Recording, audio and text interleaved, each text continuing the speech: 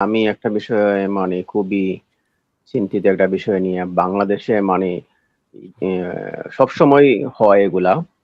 বর্তমানে একটু বেশি এগুলা খবর আসতেছে যে আপনাদের ভাইয়েরা শিশুদের বলাৎকার করেন। এটা মাদ্রাসাতেই আমাদের বেশি ভাইয়েরা বলতে কা বুঝছেন? ক্রিমিনাল যারা তাদেরকে আমাকে ভাই কেন বলছেন ভাই? এটা তো আপনাদের ভাই হতে পারে, তাই না? শুনুন, এই যে ১ম এই বলে ফেললেন শান্ত ভাই, কিছু বলবেন? আপনি শেষ করে বলেন, এরপরে আমার একটু বলে দিন। আমি যেটা বলছিলাম যে আমাদের ভাইয়েরা শুনুন, যারা ক্রিমিনাল ভাই এরা তো কারো ভাই নয়। ক্রিমিনালদের বংশই আলাদা, ধর্মই আলাদা, সবকিছু আলাদা। এরা হচ্ছে ক্রিমিনাল। এরা হচ্ছে সবার শত্রু।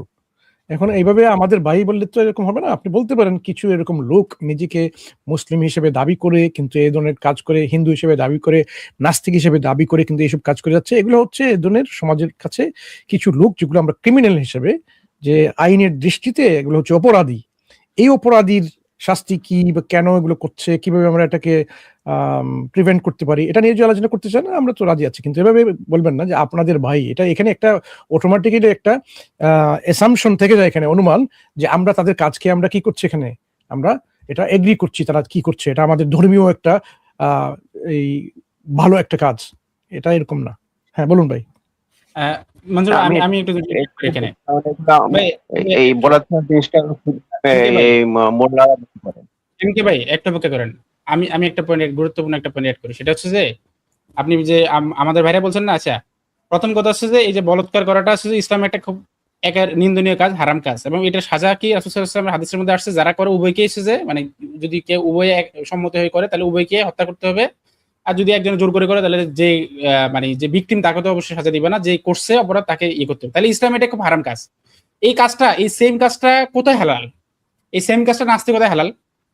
আবার দেখেন, নাস্তিকতার মধ্যে যারা নিজেদেরকে মাদ্রাসা পড়ুয়া দাবি করে, এই ব্যক্তিরা বলতেছে কি যে মাদ্রাসায় নাকি অসংখ্য নাস্তিক আছে যারা নিজেদের নাস্তিক পরিচয় গোপন রেখে মসজিদে ইমামতি করতেছে, যারা হচ্ছে যে মাদ্রাসায় পড়তেছে, পড়াচ্ছে, তার মাদ্রাসায় থাকতেছে, কি পরিচয় গোপন করে? নিজেদের নাস্তিক পরিচয় গোপন করে।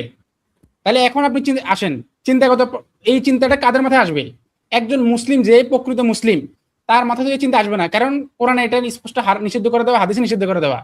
যে একজন নাস্তিক, তার মাথায় আসতেই পারে যে এটা তো করাই যায়, তারা মনে করে এটা তো খুব স্বাভাবিক একটা বিষয়। তাহলে এখন আপনি আমাকে বলেন, প্রকৃত মুসলিম তো এই কাজ করতে পারে না, তাহলে কারা করে এই কাজ? যে নাস্তিকরা নিজেরা স্বীকারোক্তি দিচ্ছে যে অসংখ্য নাস্তিক নাকি আছে মাদ্রাসায়, যে তাদের নিজস্ব পরিচয় গোপন রেখে তারা মাদ্রাসায় আছে। তাহলে এখন আমরা তো এখানে হাইলি একটা প্রবাবিলিটি দেখতে পাচ্ছি যে নাস্তিকরা মুসলিম সেজে মাদ্রাসায় বলৎকার করে ইসলামের নাম খারাপ করার জন্য। কারণ একজন মুসলিমের কাজ কখনো করতে পারে না, এটা স্পষ্ট হারাম ইসলামে। তাহলে নাস্তিকতা এটা হারাম না, নাস্তিকতা এটা হালাল। তার নাস্তিকতা যদি এটা হালাল, তাহলে একজন নাস্তিক হালাল কাজ করতেছে, একই সাথে সে হালাল কাজ করতেছে তাদের দৃষ্টিতে, আবার সে ইসলামের মানে যেটা ডুবাচ্ছে। মানে এক দিলে দুই ফেকি মারা, যেটাকে বলে আর কি। তো সুতরাং এটা ভালো করে ইনভেস্টিগেশন চালাতে হবে, এবং এটার পক্ষে আমাদের কাছে আরো এভিডেন্স আছে। কিভাবে?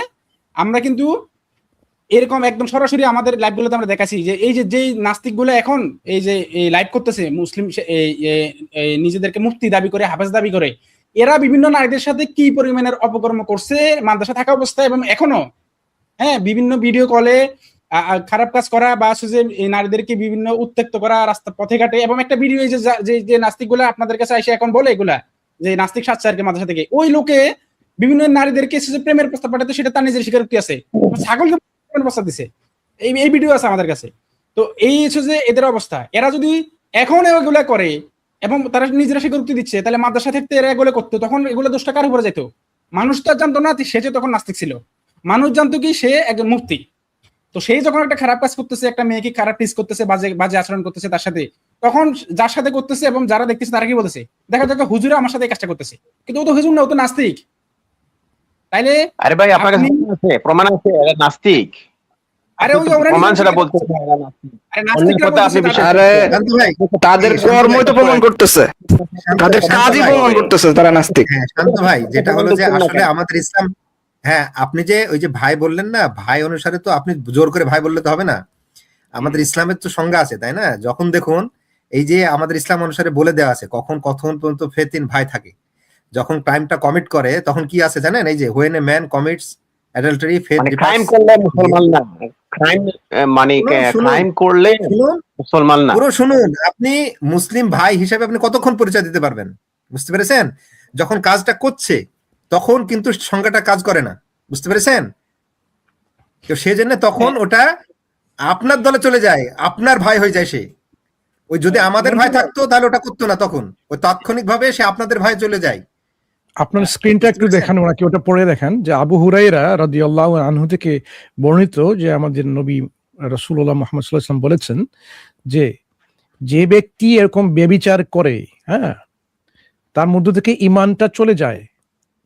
যেমন তার মাথার উপরে একটা মেঘ এরকম ছিল, এরকম ভাবে যে চলে যায়, তার ঈমানটা এরকম ওই সময় চলে যায়। আবার যখন সেই কাজটা থেকে বিরত থাকে, সে বন্ধ করে এই কাজটা, যে কাজটা সে করছিল, তখন তার মধ্যে ঈমানটা ফিরে আসে। এই যে খারাজা মিনহুল ঈমান কানা আলাইহি কাযুল্লাহ ফাইদা ইনকাতা রাজা ইলাইহি আল ঈমান। তাহলে ওই সময় কিন্তু তার ঈমান থাকে না, সেই ঈমানহীন ব্যক্তি হয়ে যায় ওই সময়টা। এই কথাটাই বলছিলাম, এই জন্য সে আমাদের ভাই না, যে যে আপনাদের কাদের ভাই হয়, যাদের ঈমান নাই তাদের ভাই হয়। হ্যাঁ স্যার ভাই, ভাই আপনার কাছে মনে হয় আপনি একবার একটা জিনিস দেখাইছেন লাইভে, একজন আলেম, একটু শুনুন যখন ভাই, পরে তখন ঈমান চলে যায়। একটা আলেমের ভিডিও দেখাইছিলেন যে ওয়াজ করতেছে রাসূল সাল্লাল্লাহু আলাইহি ওয়াসাল্লামকে নিয়ে, রাসূল সাল্লাল্লাহু আলাইহি ওয়াসাল্লামের পক্ষে, কিন্তু সে খ্রিস্টান ধরা পড়ছে। দেখাছিলেন না মনসুর ভাই? যদি থাকে সেটা একটু যদি আজকে একটু দেখা দিয়েন। তো আমি যে বলতেছি আমার কথাটা মিথ্যা না, এটা আমি যে দেখাতে পারবো যে নাস্তিক এখন যারা সাজছে মাদ্রাসা থেকে পড়ে এসে, তারা নিজেরা স্বীকারোক্তি দিচ্ছে মাদ্রাসা পড়া ও তাদের নাস্তিক যারা আছে, যারা নিজেদের নাস্তিক পরিচয় গোপন রাখছে, তারা তাদেরকে টাকা পয়সা দেয়। হ্যাঁ, এই ভিডিও আমাদের কাছে আছে ভাই, নিজেদের স্বীকারোক্তিমূলক ভিডিও। জি আচ্ছা, এটা তো একটা পয়েন্ট যে আমরা এখানে খুব সংশয়বাদী যে ওইসব লোকেরা আসলে প্রকৃতপক্ষে মুসলিম কিনা যারা এই কাজগুলো করছে। দ্বিতীয় কথা হচ্ছে ভাই, এই কাজগুলো কি ইসলাম কি অনুমোদন করে কিনা, ইসলাম কি এটাকে অনুমোদন করে কিনা? সবাই এখানে একমত, ইসলামের যে শিক্ষা কোরআন হাদিস থেকে এগুলো সম্পূর্ণভাবে এটা অবৈধ একটা কাজ, এটা নিষিদ্ধ একটা কাজ এবং খুব একটা নিন্দনীয় একটা কাজ। সুতরাং এই কাজটা যারা করে তারা কি ইসলামের শিক্ষা অনুসরণ করে করে নাকি ইসলামের শিক্ষাকে পরিপূর্ণভাবে নাকচ করে করে? কোনটা কি মনে হয় আপনার? আমার তো প্রশ্নটা এখানেই, এগুলা করতেছে একজন লোক বলতেছে এরা নাস্তিকের জন্য করে। এমকে আপনি একটা কথা বলুন, নাস্তিক নিজের যে ধরনের খারাপ কাজ করতেছে, এই নাস্তিকের দায়ভার কি আপনি নিবেন? নাস্তিক খারাপ করতেছে, আমি দায়ভার নেব কোনটা? নিবেন কি নিবেন অপরাধ কিনা আমি প্রশ্ন করেছি। এই যে যেমন সেটা তো ধরেন আমি দায়ভার নিতে পারি। এমন ধরেন যে নারীদের সাথে খারাপ ব্যবহার ভাই আনাস ভাই, সরি, মনে করেন একজন নাস্তিক বলাৎকার করছে, অনেক নাস্তিকই আছে যারা বলাৎকার করে, এখন তাদের দায়ভার কি নাস্তিকতা নিবে কিনা? হ্যাঁ, এই যে এই ধরনের অপকর্মর কথা কি আপনি নিবেন দায়ভার? আমি তো কাউকে দায় দেওয়ার, আপনি যেভাবে বলতেছেন, আপনি হয়তো মিন করতেছেন, আমি হয়তো ইসলামকে দায় দিতে চাচ্ছি, নিবেন আপনি কিনা? হয়তো মনে করতেছেন তাকে আপনার ইসলামকে ভাই দায়ী বলে করতে চাচ্ছি। সম্বোধন করলে কি হবে? আপনি হ্যাঁ বা না বলতে পারেন, আপনি নাও বলতে পারেন। তো আপনাকে তো আমি অপশন দিয়েছি, আপনাকে তো জোর করে চাপিয়ে দেই নেই। আপনি হ্যাঁ বা না বলতে পারেন, আপনার তো অপশন আছে। অবশ্যই এটা অন্যায় কাজ, অন্যায় কাজের যে করছে সে এটার দায়িত্ব নেবে। ইসলাম যেই সবাইকে, মুসলমানদেরকে, ইসলাম সবাইকে যে কষ্টটা না করতে বলেছে, কেউ যদি মুসলিম সেজে এই ধরনের কাজ করে তাহলে কি ইসলামে দায়ভার নিবে? যদি সেটা নিষেধ হয় ইসলামে, আর সে যদি সেটা করে তাহলে ইসলাম কেন নেবে? এটা অবশ্যই ইসলামের দায় না। এক্স্যাক্টলি। এখন ধরুন কেউ একজন মুসল্লি নামাজে, আমার লাস্ট একটা প্রশ্ন, মসজিদে গেছে মনে করেন 10 জন ব্যক্তি, 2 জন গেছে চুরি করতে। এখন 8 জন কেন নামাজ পড়তে গেল আর 2 জন কেন জুতা চুরি করতে গেল? এখন এই 2 জন চোরের জন্য আপনি কি 10 জন মুসল্লিকে দোষ দিবেন? না। তাহলে একজন হুজুর সেজে এই ধরনের অপকর্ম করতেছে, তো এই ধরনের কাজের জন্য পুরা ইসলামকে দোষারোপ এবং ওলামায়ে কেরামকে দোষারোপ করা বা সাধারণ মানুষকে দোষারোপ করার লজিকটা কোন দিক থেকে আপনার মাথায় এলো? এটা আমার বুঝে আসতেছে, একটু বুঝাই দিবেন প্লিজ।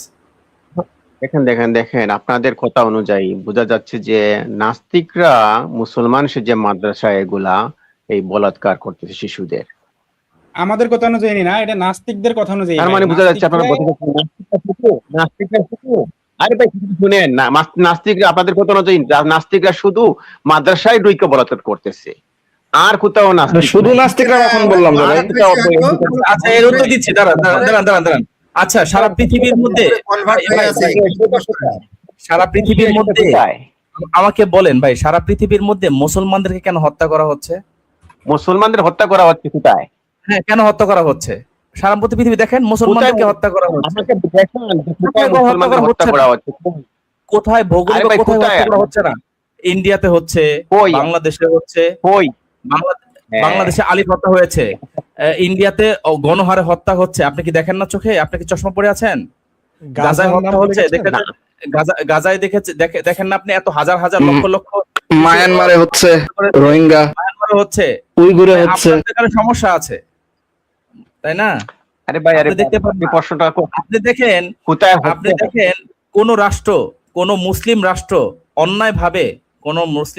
অন্যায়ভাবে কারো উপরে আক্রমণ চালিয়ে নির্বিচারে হত্যা করেছে আমার একটা প্রমাণ দেখান বর্তমানে। আমি আপনাকে তো কয়েকটা দেখালাম, আপনি একটা দেখান কোন রাষ্ট্র। কেউ কেউ রাষ্ট্রীয়ভাবে কোথাও কেউ এইভাবে কারো ধর্ম পরিচয় নিয়ে হত্যা করে না। আপনি তো এটা বললেন না, যারা এই ধরনের অপকর্ম করছে।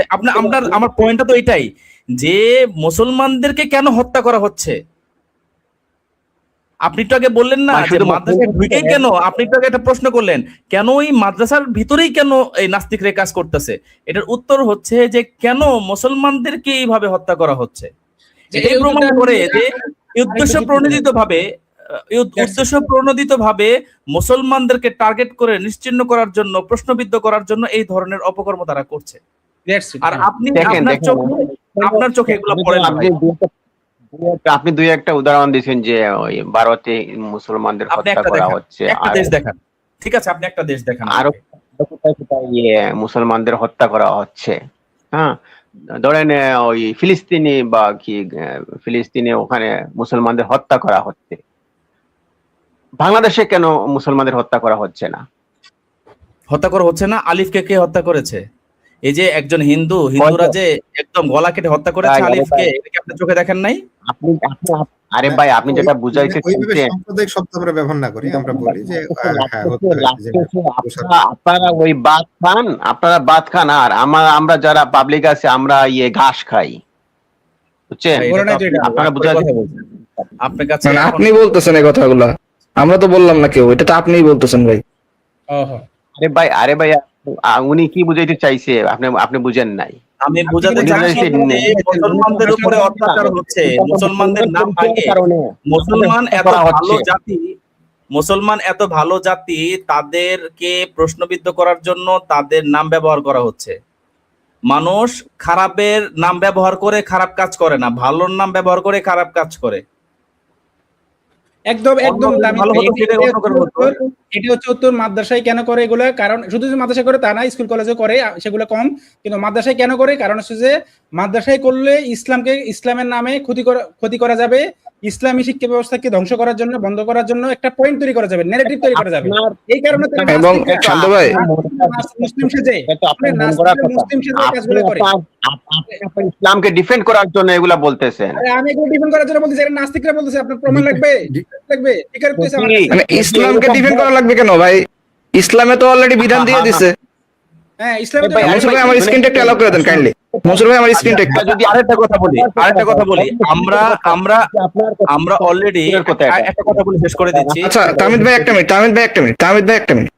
আচ্ছা দেখেন, এটা হচ্ছে 2020 সালের ঘটনা। হ্যাঁ, এই যে আপনি যে অপরাধের কথা বললেন, সেই অপরাধের শাস্তি চেয়ে স্বেচ্ছার মাদ্রাসার শিক্ষার্থীরা, দেখেন এই নিউজটা আমরা পড়ি একটু, দেখি কি বলতেছে।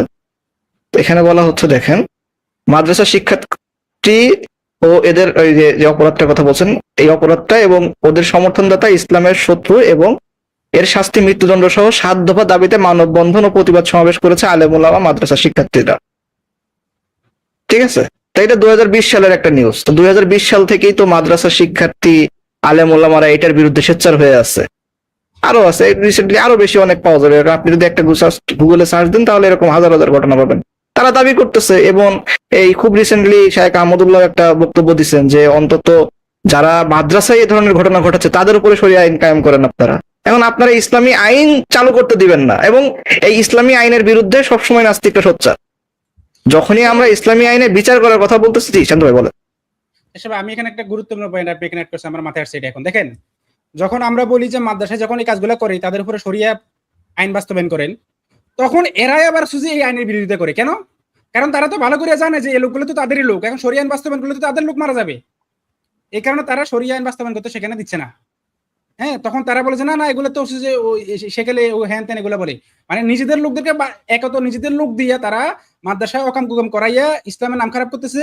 দ্বিতীয়ত যখন মাদ্রাসার প্রকৃত মুসলিমরা যখন এগুলোর বিচার চাচ্ছে তখন তারা বিচার করতে দিচ্ছে না। মানে কত চতুরামি খেলা খেলতেছে, বুঝতেছেন এবার? হ্যাঁ, আমি জন, বুঝতে পারছি ভাই। একটা স্ক্রিন শেয়ার করে দেখাচ্ছি, আপনি একটু দাঁড়ান, আমি দেখাচ্ছি এখানে। আচ্ছা ভাই আর একটু দেখাতে হবে না। একটু দেখেন। হ্যাঁ, এটা আমি বুঝতে পারছি ভাই। peer reviewed ভাই আপনি বুঝতে পারছেন, অনেকেই বুঝতে পারেন না, দেখাইতে দেন। একটু দেখান, এটা হচ্ছে ভাই। peer reviewed জার্নাল থেকে দেখেন, সেক্স অ্যাবিউসের 2021 আমি তো মানছি ভাই। মেনেছেন বলা আমরা দর্শক উদ্দেশ্যে আমরা এটা একটা আর্কাইভ হিসেবে থেকে যাবে ইনশাআল্লাহ। The prevalence of sexual interest in children and sexually harmful behavior self-reported by men recruited through an online crowdsourcing platform. যে এটা যে কি পরিমাণে কিছু লোকদের যে বাচ্চাদের উপরে তাদের যে একটা যৌন চাহিদা, হ্যাঁ, সেক্সুয়ালি হার্মফুল বিহেভিয়ার, এবং এমন ভাবে তাদের সঙ্গে যে তাদের এই কাজটা করে, এটা যে খুব হার্মফুল ভাবে, মানে খুব তাদেরকে বিপজ্জনক উপায়ে এমন ভাবে করে তাদের ক্ষতি হয়, যেখানে এগুলোর একটা স্টাডি হয়েছে, এখানে সেলফ রিপোর্টেড, তারা নিজেদের সেটা স্বীকারোক্তি দিয়েছে। হ্যাঁ, অনলাইনে ক্রাউডসোর্সিং প্ল্যাটফর্মের মাধ্যমে এই লোকদেরকে এখানে নেওয়া হয়েছিল। সানদ ভাই সেটা এই আর্টিকেলটা শেয়ার করছেন, আমি বলে দিচ্ছি। দেখেন এখানে তাদের সংখ্যা ছিল 997। তাদের মধ্যে যে 70টা যে বেরিয়ে এসেছে, এর মধ্যে 23.1%, 1/4 নিজেরা কি বলেছে, some degree of sexual interest in children, propensity to sexually offend against children, and are actually defending behavior. এই 1/4 প্রায় লোকরা কি করেছে, তারা বলেছে তাদের এরকম একটা উৎসাহ আসে বাচ্চাদের প্রতি, এই যে যৌন একটা উৎসাহ, বিশেষ করে তাদেরকে এভাবে বলাৎকার করার একটা চিন্তা ধারণা তাদের মধ্যে, এবং আসলে এই কাজটা করা, অফেন্ডিং বিহেভিয়ার, এই কাজটাই করার মধ্যে তাদের যে প্রবণতা, এটা 1/4 মানুষ এরকম এই লোকগুলো করেছে। দেখেন পাশ্চাত্য দেশে এটা কিরকম এই অবস্থানটা। তাহলে এটা শুধু বাংলাদেশের মাদ্রাসার শিক্ষকদেরকে দোষ দিলে হবে না, এটা কিন্তু এই যে পাশের দেশের মানুষগুলো দেখেন, যাদের ধর্ম নেই বা এরকম আসলে ফলো করে না, এই লোকগুলো কি তাদের অবস্থানটা, এটা যদি আপনি চিন্তা করে দেখবেন, এখানে ইসলামের নামগন্ধ আপনি পাবেন না। ওই কারণে, কারণ ইসলাম সে শিক্ষাটা তো অবশ্যই কখনো দেয় না মানুষকে, বরং ইসলাম এটা এর মধ্যে নিষেধ, যে এটা করা যাবে না, এটা হচ্ছে সম্পূর্ণ নিন্দনীয় একটা কাজ বাচ্চাদের সাথে এরকম ব্যবহার করা।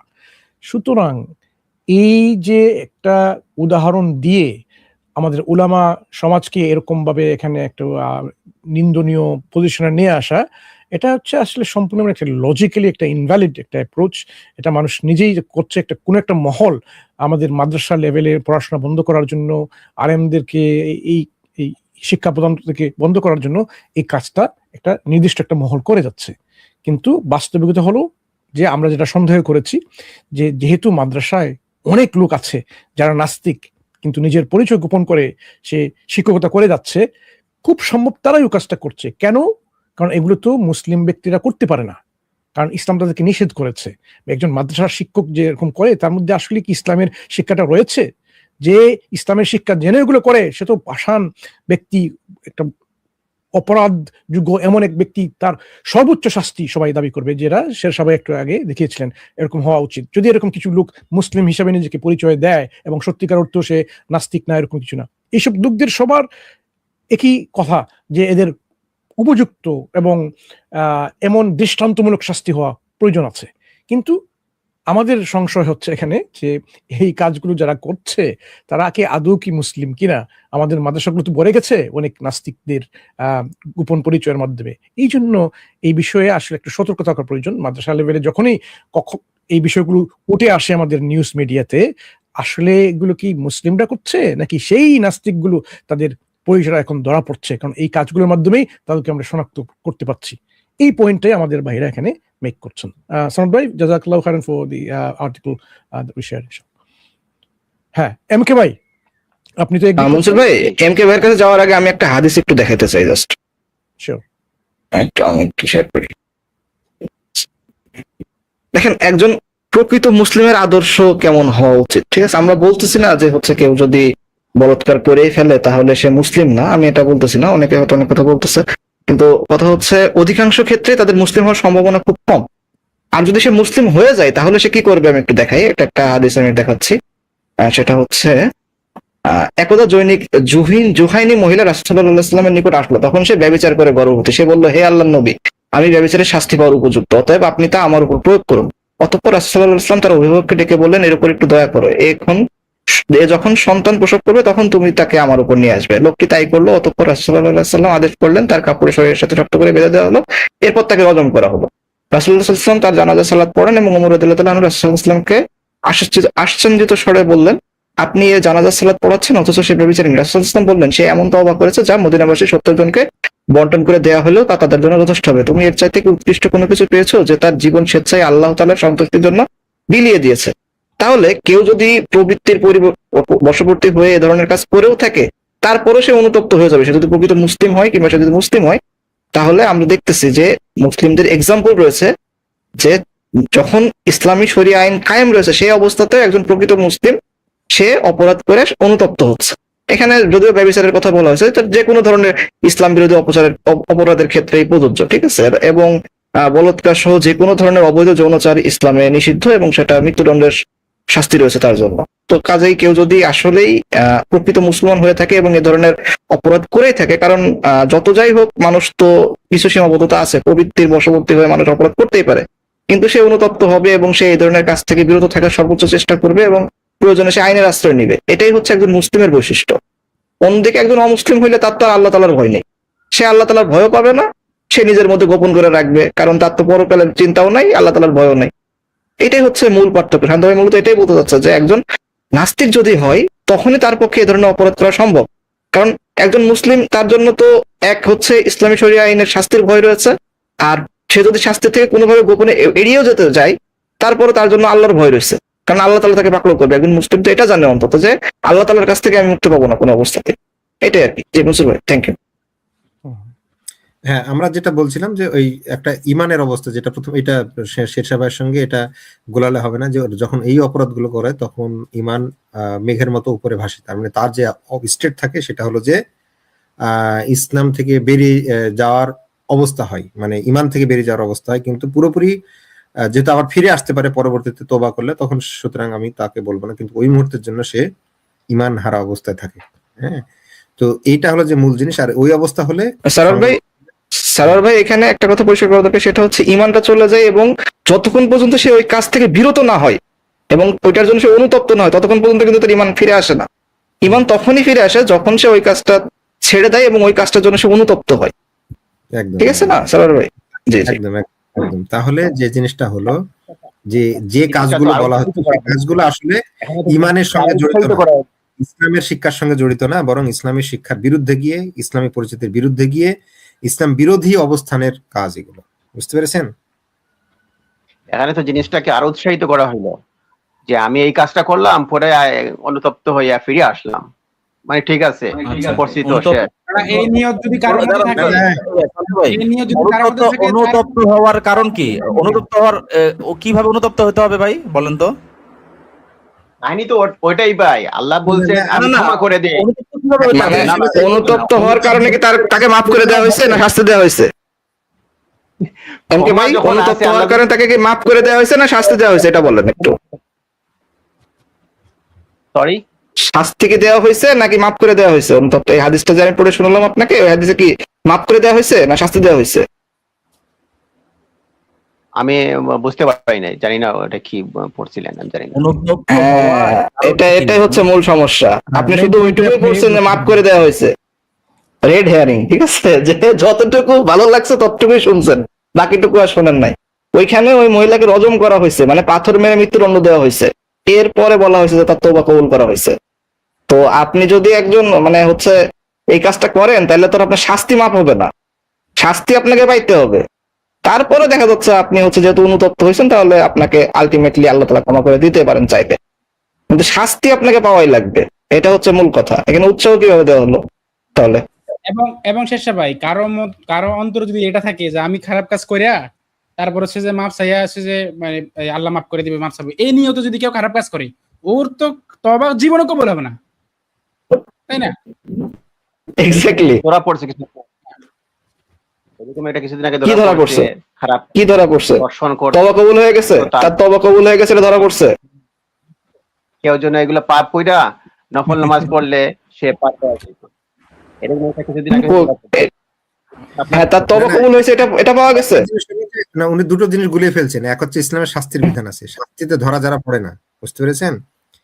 তো সেই ধরনের অপরাধী যারা গোপনে গোপনে থাকে, সেই অপরাধের মধ্যে, সেই অপরাধীদের মধ্যে সেই লোকটা ভালো যে ওটাকে বলে যে এটা খারাপ না, আমি করছি, এরকম লোক ভালো না অপরাধ করে ফেলার পরে অনুতাপ আসতে পারে অন্তর, এরকম অবস্থা, সে কোন লোকটা ভালো অবস্থানে আছে? খারাপটার মধ্যে, দুটোর মধ্যে যে অনুতপ্ত হয় তার ফিরে আসার চান্স আছে, তাই না? গোপনে গোপনে। তাহলে এখানে খারাপটা তো, অনুতাপ হওয়া তো খারাপ কিছু হলো না, অনুতাপ হওয়ার শিক্ষা খারাপ কিছু হলো না, তার মানে তার মধ্যে এখনো ভালো বোধ এখনো বেঁচে আছে। আর যে ধরা পড়বে, স্যার এখানে হ্যাঁ। আরেকটা পয়েন্ট হচ্ছে কি, এই যে তারা যে হাদিসটা দেখায় কি, আমি দেখলাম এটা অনেক নাস্তিকে দেখায়, একটা হাদিস আছে যে মানে ওই কে যদি হচ্ছে যে ক্ষমা মানে গুনাহ করে আল্লাহর কাছে ক্ষমা চায়, তা আল্লাহ ক্ষমা করে দেয়। হ্যাঁ, তো এইটা তো হচ্ছে যে এই ক্ষমাটা কোন ধরনের আল্লাহ গুনাহগুলো ক্ষমা করে? বান্দার সাথে সম্পর্কিত যেগুলো সেগুলো তো না, তাই না? যেগুলো আল্লাহর সাথে সম্পর্কিত, যেমন ধরেন সে নামাজ পড়ে নাই, এটা আল্লাহর সাথে জি। সম্পর্কিত একটা বিষয়। তাহলে এই নামাজ না পড়ার জন্য সে যদি এখন আল্লাহর কাছে ক্ষমা চায়, আল্লাহ তাকে ক্ষমা করে দিতে পারে। কিন্তু সে যদি আরেকজনের সম্পত্তি মেরে দেয় বা কারো রেপ করে বা কারোর উপরে জুলুম করে, সেই কাজের জন্য তাহলে ক্ষমা করবে না তারকে। এই কাজের জন্য যেই ব্যক্তি একদম। ভিকটিম, সেই ক্ষমা করতে হবে, নাহলে সে ক্ষমা করতে হবে না। তাহলে এই যে নাস্তিকরা, তারা একটা হাদিসের কনটেক্সট ছাড়া ভুলভাবে উপস্থাপন করে মানুষকে হচ্ছে যে বিভ্রান্ত করে, জেনারেলাইজ করে ফেলছে। অথচ হাদিসের ব্যাখ্যা সকল স্কলারগণ এভাবে ব্যাখ্যা করে গেছেন, যেগুলো আল্লাহর সাথে সম্পর্কিত, সেই গুনাহ আল্লাহ ক্ষমা করে দিবেন। বান্দার হক মেরে দিলে, বান্দার প্রতি জুলুম করলে এই গুনাহ আল্লাহ ক্ষমা করবেন না। ওটি যার প্রতি জুলুম করেছে সেই ক্ষমা করলে একমাত্র ক্ষমা পাবে, নাহলে ক্ষমা পাবে না ভাই। ওকে, আশা করি বোঝা গেল এটা ইসলামের শিক্ষা না, হ্যাঁ, basically আশা করি এটা পরিষ্কার হয়ে গেছে ওনার কাছে, ইনশাআল্লাহ। ঠিক আছে, তাহলে আমরা আর কোনো প্রশ্ন? তবে এখানে আরেকটা বিষয় একটু অ্যাড করি, সেটা হচ্ছে উনি যে বললেন যে হচ্ছে তওবার নিয়ত অপরাধ করলে, ঠিক আছে, কেউ যদি তওবা করার নিয়ত করে যে আমি এখন অপরাধ করতেছি, পরবর্তীতে তওবা করে নিব, তাহলে তো ওই তওবাটাও অপরাধ। তাহলে ওই তওবা কিভাবে কবুল হবে? হ্যাঁ, এইভাবে তওবা হচ্ছে এত খালিস নিয়তে, আপনি সিনসিয়ারলি নিষ্ঠার সাথে আপনি যখন আপনি আল্লাহর কাছে চাইবেন, ক্ষমা চাইবেন, ওইটা। কেউ মানুষ যদি এরকম মনে করে যে না আমি এই কাজটা করে তওবা করে নেব, এই তওবাটা কি আসলে গ্রহণযোগ্য হবে? কারণ আপনি তো প্রি প্ল্যান্ড, এই যে অ্যাকশনটা করছেন, আপনি একটা অপরাধ করছেন প্রি প্ল্যান অনুযায়ী, এরকম এটা তো এরকম হয় না। সে যাই হোক, ইসলাম সম্পর্কে অনেকে এই যে স্বল্প জ্ঞান থাকার কারণে এরকম হয়। এখানে আইম্মায়েদের কেলামের যে বিষয়টা, এটা একটু পরিষ্কার করে নিই। জি। যে কেউ যদি মনে করে যে আমি অপরাধ করে আল্লাহর কাছে ক্ষমা চেয়ে নিব, এবং আল্লাহ তাআলা কোরআন কারীমের মধ্যে বলেছেন আল্লাহ তাআলা যদি তওবা করা হয়, আল্লাহ তাআলা কবুল করা হয়। আবার অন্য জায়গায় আছে যে সে যেই পর্যন্ত শাস্তির মুখোমুখি না হবে সেই পর্যন্ত তাকে ক্ষমা করা হবে না। তো এই দুই ধরনের বিষয়টা আমরা এভাবে মিলাতে পারি যে যখন সে তওবা করবে, তওবা কবুল হওয়া মানে কি? তওবা কবুল হওয়া মানে সে জান্নাতে একদিন প্রবেশ করবে। কিন্তু যে শাস্তির জন্য সে অবধারিত হয়েছে, দুনিয়ার শাস্তি যদি সে মাথা পেতে না নেয়, আল্লাহ চাইলে আখিরাতে সে শাস্তি অবশ্যই গ্রহণ করতে হবে, এবং দুনিয়ার থেকে হাজার গুণের শাস্তি আখিরাতে সে ভোগ করতেই হবে। ঠিক আছে? কিন্তু আপনার সে যত অন্যায় করুক, মানে সর্বশেষ জান্নাতে যেতে পারবে এতটুকু তার অবকাশ আছে। কিন্তু যেই শাস্তির জন্য যে শাস্তির পানিশমেন্ট পাইতে হবে, সেটা কিন্তু পাওয়া অবধারিত। এটাতে কোনো কেউ চাইলেও ক্ষমা করতে পারবে না। এই যে জেনা করা বা এই ধরনের, এটা চাইলেও রাষ্ট্র ক্ষমা করতে পারবে না, এটা চাইলে কোনো ব্যক্তিও ক্ষমা করতে পারে না। এটা কারো অধিকার নাই, ক্ষমা করার অধিকার ইসলামই দেয় নাই এখানে। তো এইখানে আমরা এতটুকুই বলবো যে তার শাস্তি অবধারিত হবে, এবং সে যদি প্রিপ্রালিং করে থাকে, অন্তত পক্ষে ইমানদার হিসাবে তো অবশ্যই মৃত্যুবরণ করবে, কিন্তু আল্লাহ চাইলে আখিরাতেও তাকে শাস্তি দিতে পারে। সেজন্য আমরা এতটুকুই, ইমানদার এবং শাস্তির বিষয়টা আমরা আলাদা আলাদা যদি ব্যাখ্যা করি, সেটা আমাদের জন্য আমরা চূড়ান্ত সিদ্ধান্ত এটাই আসলাম, তার শাস্তি হবেই হবে, তাকে কোনো প্রকার শাস্তি দিক থেকে তাকে ক্ষমা করা হবে না।